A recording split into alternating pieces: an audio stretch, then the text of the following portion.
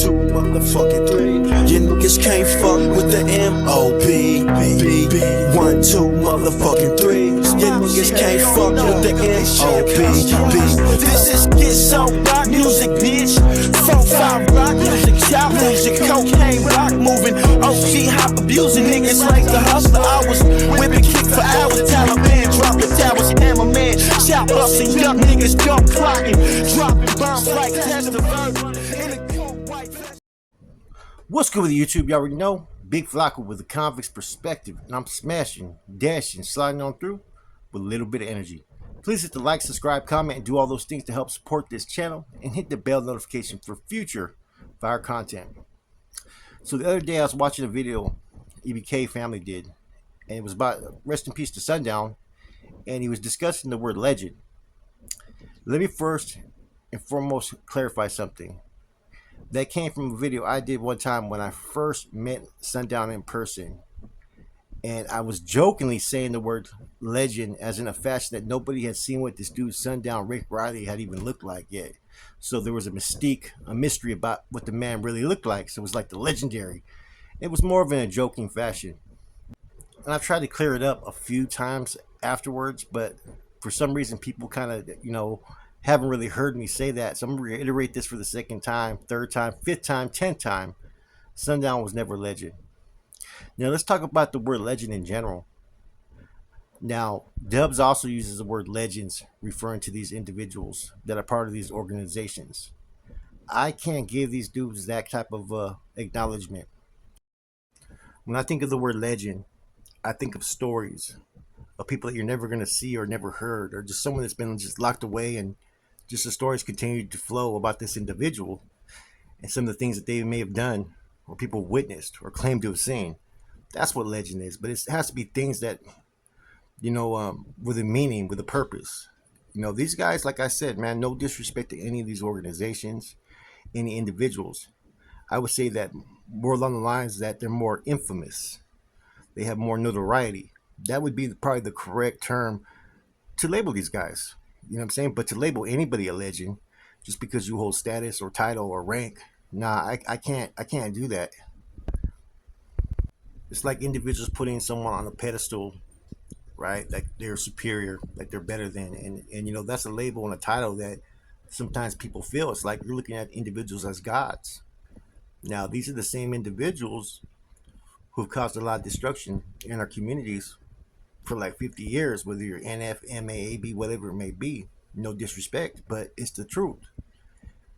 From the taxation to the street vendors, people barely coming over from South America, Mexico, whatever it may be, trying to find a way and getting taxed and feeling threatened, to the drugs that are flowing in our communities, to the extortion and taxation, and anything that has to do with any type of illicit activities in California is attributed to one of these Rasa organizations. That's why when I see some platforms that are like still in good standings, right, active, right, as they call it, right, and they're trying to promote Rasa unity, Rasa change, man. But how can you do that when you won't call out the ones who've oppressed more Rasa than anybody else? And now that's not to say this in disrespect. This is just the truth. These are mobsters. These are gangsters. These are fucking treacherous individuals that don't fucking play around. Granted, that's something that's well known and well recognized. But to use the word legend, I don't see where that's been earned. That's something that's given to people that have made extraordinary changes for the overall people, right? Who have done things as an underdog, who have done things that to make a better living conditions for people in the world that we live. Those are what I consider real legends. Now, nobody can even reach close to that type of fucking status or title within any of these groups. So to even just classify some 25-year-old who just got pulled because he was fortunate to have a liking by some individual who hasn't made no sacrifices, hasn't done nothing, but he has a good sense of how to make money, a little bit of leadership skills. But besides all that, all he really has is just a fucking title, and too often or not, that's what you see today. So I can't just give the title legends just to anybody. Now, if you want to sit there and say legend behind the prison walls, okay, in some sense, you could talk about Cheyenne, George Jackson, maybe a few other people, right? But really, man, what you really got at hand is a lot of bullies behind the walls. Those that took advantage because they power in numbers, united for different purposes, and a lot of people ain't gonna sit there and acknowledge it, but that's the truth. There's nothing really that comes that warrants being used the word legends. When you think of legends, you think of people with class who are really doing things the right way. Righteousness, purity, sacrifice, not individualism. All the things that are contrary to what a legend is basically what I see when I look at these organizations. And it's no disrespect to any of them. It's just the truth. Gangs are gangs, organizations are organizations. And that's just how that's how it rolls. You know? Criminal operations, that's what they are. Everything's based upon control, territory, fucking generating income, and power play moves and politics. There's no legends, there's no legendary stature in that. You know, so like I said, when the situation with Sundown, I spoke out of turn. You know what I'm saying? In a joking fashion. I didn't think that people were really going to take that literally. I was new at YouTube at the time. Now I've learned that you really got to be cautious for everything that you say, because if you say anything that could be fucking read or interpreted in any fashion, motherfuckers will spin that narrative and fucking try to throw that back up on you. And that's exactly what happened with the Sundown statement. Things that would be legend would be like a homeboy getting out, doing shoe term, and going out there and, what I'm saying, establishing a fucking business or employment for homeboys when they get out so they don't have to do criminal activities. Or someone who was a gang member goes out to the streets and takes on the role of being a community leader and helping kids in certain communities stay away from the criminal lifestyle and gangs. See, those are things that fucking people are going to talk about years later. Some of the stuff that they talk about now, it's all short lived. You know, this is just a history of gangs, not legends. Gangsters, mobsters, mafiosos, whatever you want to call it, man. Corruption, betrayal. You know, you're dealing with people who've originated from people who at that time were considered just nothing more than criminals at the time. Let's just keep it real. And they all operate off fear and control. See, a lot of these groups are not that big.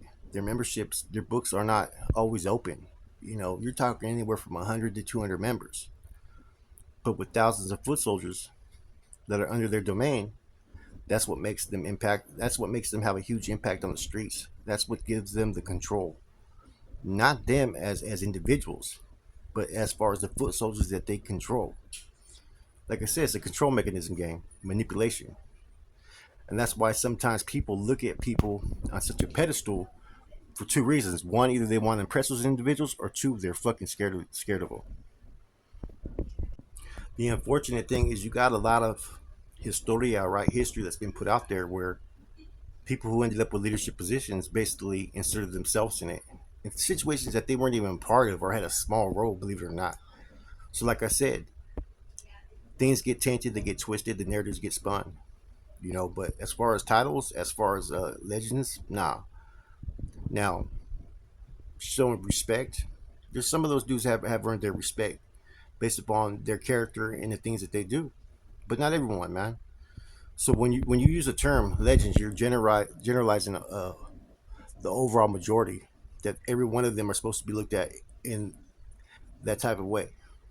When in my eyes, they're human just like me.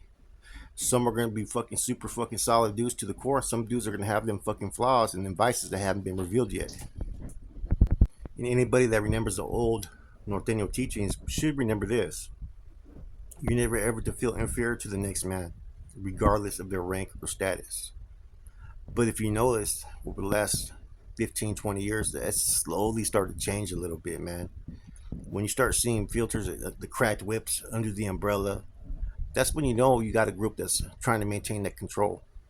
And that must have been because there was a time period when they were at risk of losing that control, you know? Anyways, I thought this was an interesting topic, man. Yeah, Sundown, yeah, he made his sacrifices. He was from an era when there was war, there was conflict, there was internal conflict as well. But to put any title of legends, nah, you can't do it, man. It doesn't. it doesn't deserve that title. That's just my opinion. Others may feel differently, you know. Now, were there some situations that were kind of fucking turned the tables or could have changed history? Yeah, there's a lot of situations that happened in prison that had a significant impact of where the Raza is at today. Cheyenne's murder, the all-out blitz, situations like that. The validation process, the struggle between Black Bob and Bobble. Who knows what would have happened if Bobble would have became victorious. A lot of the reasons why people fell out from down south was because of Bobble. When Bobble pretty much got impeached and pretty much lost his reign, a lot of dudes fucking fell at the wayside at that time. Because of political reasons. And at that time, that's when the North-South push was coming out. But if he would have maintained power, and Death Row Joe wasn't doing all the faulty stuff that he was alleged to have done, which I don't know, but this is what I heard, who knows where we'd be at today. There maybe would have been no creation of North and South. Like I said, there's a lot of people who played roles who are infamous in stature for the things that they did, but it does not make them legends. Anyways, it's Flacco from a convict's perspective. I'm gone. Block movement, MOB, I'm stamped approved. If you want the static, about to let this beast loose. Picking up work, kickstands in the birdie. Push and leave it as a craze, breaking down the wide girly. Workers for the team, running out of product early.